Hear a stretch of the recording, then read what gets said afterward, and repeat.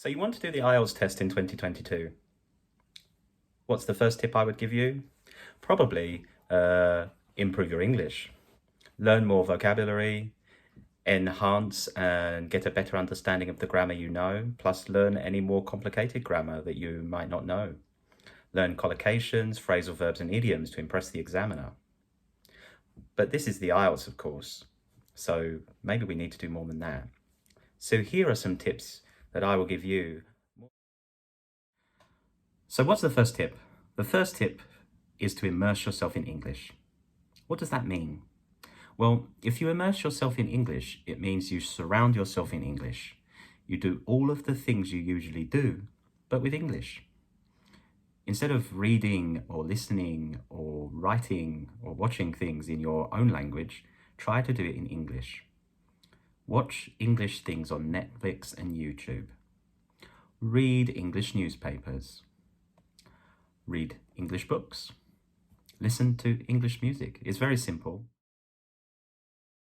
In terms of the second tip, I think something that students don't really do, or I don't find a lot of students doing, is actually understanding the marking schemes of the speaking and writing.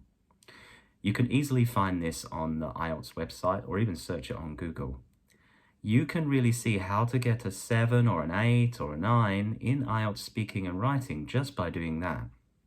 I don't think you really need to learn tons and tons, a lot of vocabulary to impress the examiner.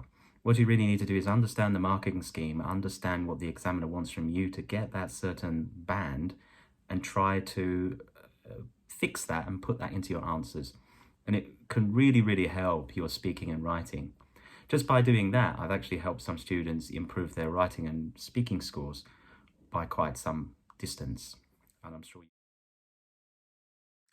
Now, the third tip is more of a writing tip, especially for those people who are doing academic IELTS. Because what I would really say is you have to make sure you practice all of the certain graph types or diagram types you can get in this exam. I see some people just focus on line graphs and bar graphs and just hope for the best. But what you really need to do is you really need to learn all of the types of graphs, practice all of the types of graphs, but not just that, especially for the map and diagram, you really need to know the specific vocabulary for that. So instead of saying, for example, in a map, instead of saying change or transform, you can use the words like demolish or destroy or construct. And those are more specific vocabulary that can help you get more points, which will help you improve your band. So it's very important. Of course, with writing overall, the more you write, the better. Make sure you get some feedback as well on your writing. Don't just write for the sake of it. Write and get someone to have a look. Maybe they can give you a hint that can help you improve your band by 0.5. Who knows? Tip number 4, only use credible sources. Only use credible sources.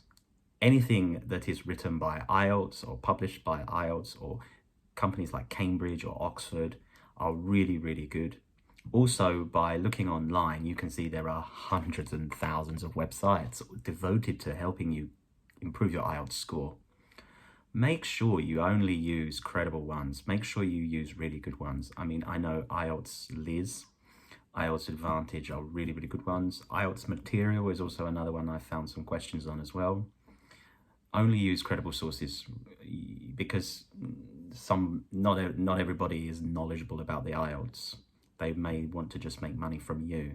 So make sure you always do your research when you're looking for sources to help you get ready and prepare for the IELTS exam.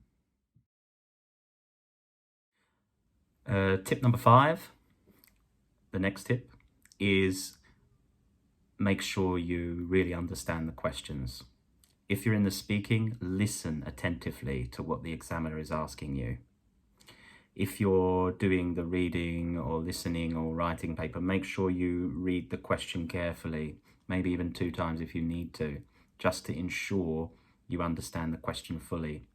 Lots of people have lost marks by not understanding the question properly. So make sure you do that. It's very important in the speaking exam, not just to concentrate on speaking, but also listen to the examiner, what the examiner wants from you. If he says, where do you live currently? Don't tell him about where you lived last year. It doesn't make sense, does it? If you're doing the writing and it's asking you to describe the graph, don't just make a conclusion from the graph. So make sure you read the question properly. Now watch this video to learn more.